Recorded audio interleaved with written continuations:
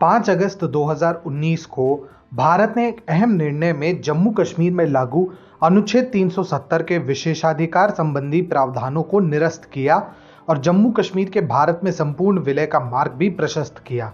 अब लगभग 1 वर्ष बाद इस निर्णय के सकारात्मक परिणाम भी सामने आने लगे हैं। जिस क्षेत्र पर कुछ आतंकियों और अलगाववादियों ने अपनी निजी संपत्ति मानकर कब्जा जमा रखा था, अब उसी जम्मू कश्मीर की सूरत धीरे धीरे बदल रही है। और अब चाहे गोरखा योद्धा हो या फिर डोगरा, बिहारी हो या बंगाली, अब हर कोई नए जम्मू कश्मीर में बस सकता है।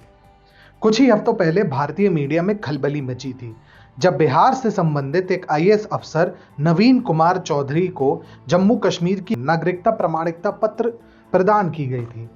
परंतु श्री नवीन कुमार चौधरी अकेले ऐसे व्यक्ति नहीं थे जिन्हें यह प्रमाण पत्र मिला था। पिछले कुछ महीनों में नवीन जैसे 25,000 से अधिक भारतीय नागरिक हैं जिन्हें वर्षों तक जम्मू कश्मीर में काम करने के कारण जम्मू कश्मीर की नागरिकता प्रमाण पत्र मिला है, चाहे वो सैन्य सेवा से हो या फिर सिविल सेवा के अधिकारी ही क्यों ना हो। जिस प्रकार से जम्मू कश्मीर के केंद्र शासित प्रदेश के प्रशासन में भारतीय नागरिकों को क्षेत्र की नागरिकता प्रमाण पत्र मिल रहे हैं, उससे सिद्ध होता है कि अब हर भारतीय का जम्मू कश्मीर पर उतना ही अधिकार है जितना कि उस क्षेत्र के निवासियों का।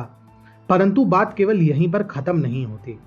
पिछले 1 महीने में क्षेत्र में कार्यरत 6600 से अधिक गोरखा योद्धाओं को इस क्षेत्र की नागरिकता प्रमाण पत्र प्रदान की गई है।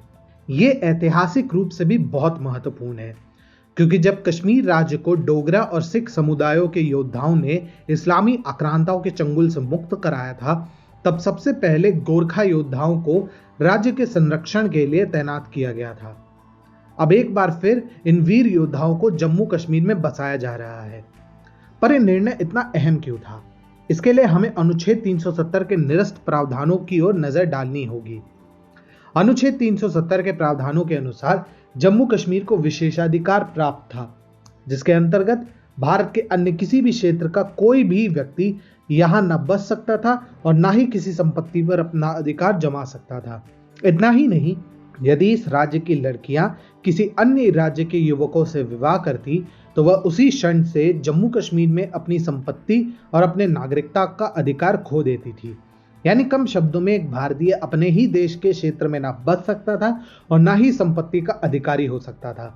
पर इसी अधिनियम का दुरुपयोग कर पाकिस्तानी घुसपैठ या फिर इस्लामी आक्रांता अपनी मनमानी कर सकते थे। परंतु अनुच्छेद 370 के निरस्त होने से अब कश्मीर के इन पूर्व ठेकेदारों की सारी मंशाओं पर पानी फिर रहा है, चाहे पीडीपी हो या फिर नेशनल कॉन्फ्रेंस। सभी इस बात से भयभीत है कि कहीं जम्मू कश्मीर की राजनीति पर इनका एकाधिकार खत्म ना हो जाए।